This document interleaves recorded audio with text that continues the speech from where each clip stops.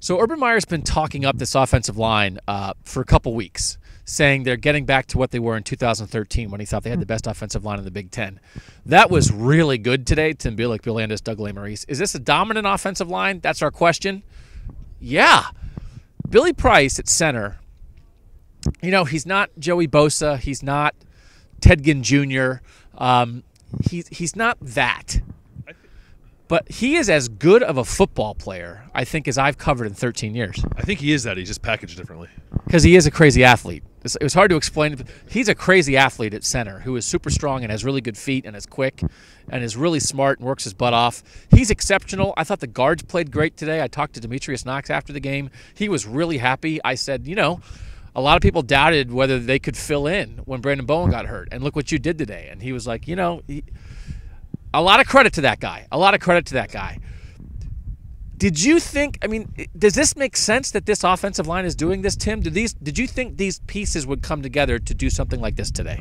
At the beginning of the season, I would have said no, because we had such questions about the left 2/5 of the line. You know, after today, even after the Brandon Bowen injury, I think we had questions because we didn't know how Demetrius Knox was going to do when he stepped in. And to his credit, he's improved almost every single week, and it helps his development that he's got Billy Price right there, who you mentioned might be as good a football player as Urban Meyer had at Ohio State.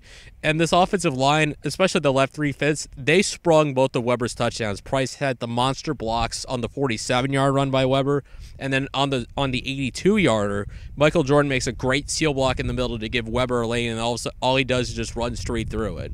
So, Bill, what do you do now going forward? If this line is playing like this, do you just pound your way with the run game through the rest of the season, or is that not going to be enough? Yeah, I ride them. I think one of the most underrated things by their national championship run was the offensive line not getting enough credit for, like, Zeke Elliott was great. The reason they were so good is because that offensive line was dominant, and there were a bunch of NFL guys on that line. I think there's some NFL guys on this line too.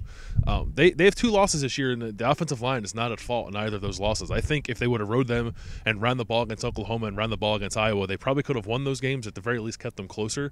This offensive line is the most consistent thing about this team, and it's been the case all year. I think we're just finally starting to notice it. He's Bill. He's Tim. I'm Doug. Thanks for watching here at cleveland.com.